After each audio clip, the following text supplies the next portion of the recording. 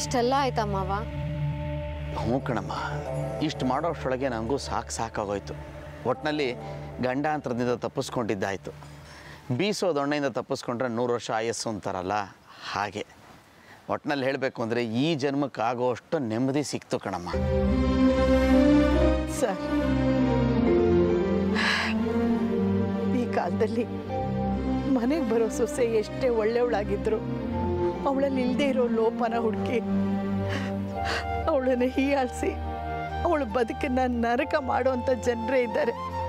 ಆದರೆ ಇಂಥ ದೇವರಂಥ ಮನುಷ್ಯ ನಿಮ್ಮ ಮಾವನಾಗಿ ಸಿಕ್ಕಿರೋದು ನಿನ್ನ ಎಷ್ಟು ಜನ್ಮದ ಪುಣ್ಯಶಾಲಿನಿ. ನನ್ನ ಮಗಳ ಬಗ್ಗೆ ಎಲ್ಲ ಗೊತ್ತಿದ್ರು, ನಿಮ್ಮ ಮಗನಿಗಿಂತ ಅವಳು ದೊಡ್ಡವಳು ಅಂತ ಗೊತ್ತಿದ್ರು, ಯಾವುದೇ ವಿಷಯನೂ ದೊಡ್ಡದು ಮಾಡದೆ ಅವಳನ್ನು ಸೊಸೆಯಾಗಿ ಸ್ವೀಕರಿಸಿದ್ರಿ. ಆ ದೇವ್ರಿಗೂ ಸಹಿತ ನಿಮ್ಮಷ್ಟು ತಾಳ್ಮೆ ಸಹನೆ ಇರೋದಿಲ್ಲ. ನನ್ನ ಮಗಳು ಮಾಡಿರೋ ಆ ರಂಗನ ಪೂಜೆಗೆ ಏನೋ ಅಳಿಯ ದೇವ್ರಂಥವರು ನಿಮ್ಮಂಥ ಮಾವನ್ನ ಆ ದೇವರು ಅವಳು ಕರುಣಿಸಿದ್ದಾನೆ. ನೋಡಿ, ಇಷ್ಟು ದೊಡ್ಡ ಮಾತೆಲ್ಲ ಆಡಬೇಡಿ, ತುಂಬ ಮುಜುಗರ ಆಗತ್ತೆ. ಆಗೋಗಿದ್ರ ಬಗ್ಗೆ ಮಾತಾಡಿ ಪ್ರಯೋಜನ ಏನು ಹೇಳಿಮ್ಮ? ನಮ್ಮ ಮಕ್ಕಳ ಹಣೆಯಲ್ಲಿ ಏನು ಬರೆದಿತ್ತೋ ಅದನ್ನು ಅವ್ರು ಅನುಭವಿಸ್ತಾ ಇದ್ದಾರೆ. ಎಲ್ಲ ಚೆನ್ನಾಗಾಗತ್ತೆ, ಮರೆತುಬಿಡಿ ಈಗ ಅದನ್ನು.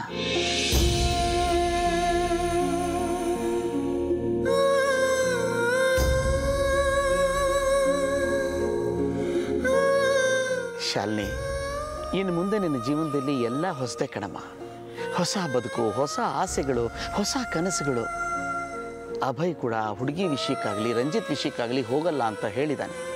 ನೋಡು, ನಿನ್ನ ಮನಸ್ಸಿನ ಮೂಲೆಯಲ್ಲಿರುವಂಥ ಹಳೆ ಕಥೆಯನ್ನು ಕಟ್ಟಿ ಒಂದು ಮೂಲೆಗೆ ಬಿಸಾಕಿ ಹೊಸ ಜೀವನಕ್ಕೆ ಸಿದ್ಧವಾಗಮ್ಮ.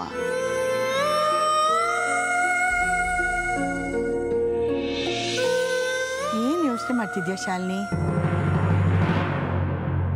ಏನಾದರೂ ಹೇಳು ಶಾಲಿನಿ. ನೋಡಮ್ಮ, ನೀನು ಎಷ್ಟು ಯೋಚನೆ ಮಾಡಿದ್ರು ಅಷ್ಟೇ. ಸುಮ್ಮನೆ ನಾನು ಹೇಳಿದ್ದನ್ನು ಮಾಡು. ಅಭಯ್ ಸಂತೋಷಕ್ಕೋಸ್ಕರವಾರು ನೀನು ಇದನ್ನು ಮಾಡಲೇಬೇಕು. ಸರಿ ಮಾವ, ನಿಮ್ಮ ಮಾತು ನಾನು ಕೇಳ್ತೀನಿ. ನೋಡಮ್ಮ, ಇನ್ನು ಮುಂದೆ ಅಭಯ್ ರಂಜಿತ್ ತಂಟೆಗೆ ಹೋಗೋದಾಗಲಿ, ರಂಜಿತ್ತು ಅಭಯ್ ತಂಟೆಗೆ ಬರೋದಾಗಲಿ ಯಾವುದೂ ಇರಲ್ಲ. ಅದೆಲ್ಲ ಮುಗಿದೋಯ್ತು. ಅವರವ್ರ ಕೆಲಸದಲ್ಲಿ ಅವರವರು ಬ್ಯುಸಿಯಾಗಿರ್ತಾರೆ. ನೀವು ಅಷ್ಟೇ ಸಂತೋಷವಾಗಿ ನಗನಗ್ತಾ ನಿಮ್ಮ ಜೀವನನ ಕಳೆಯೋದಕ್ಕೆ ಶುರು ಮಾಡಿ. ನೀವೆಲ್ಲರೂ ಖುಷಿಯಾಗಿರೋದನ್ನು ನೋಡ್ಕೊಂಡು ನಾವು ಕೂಡ ಸಂತೋಷವಾಗಿರ್ತೀವಮ್ಮ.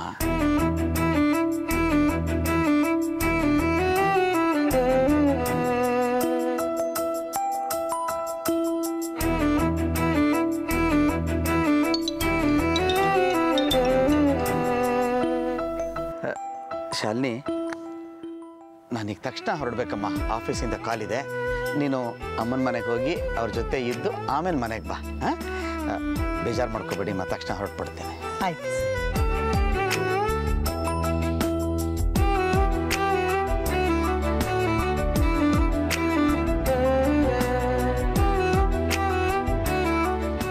ಶಾಲೆ, ನನ್ನ ಕಂದ, ಇನ್ನು ಮುಂದೆ ನಿನ್ನ ಜೀವನದಲ್ಲಿ ಯಾವ ತೊಂದರೆ ಅಡ್ಡಿ ಆತಂಕ ಇಲ್ಲದೆ ನಿನ್ನ ಗಂಡನ ಜೊತೆ ನಗ್ನಗ್ತಾ ಇರ್ಬೋದು.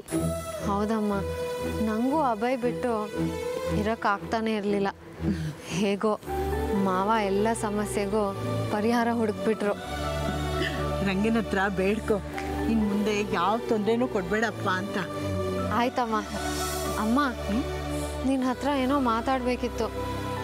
ಇಷ್ಟು ಬೇಗ ಮತ್ತೇನೆ?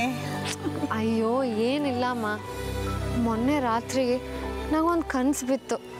ಅದರಲ್ಲಿ ಒಂದು ಪುಟ್ಟ ಹೆಣ್ಮಗು ಎಷ್ಟು ಮುದ್ದಾಗಿದ್ಲು ಗೊತ್ತಾ. ನನಗೊಂದು ಮಗು ಇದ್ದಿದ್ರೆ ಹಾಗೇ ಇರ್ತಿದ್ಲೇನೋ.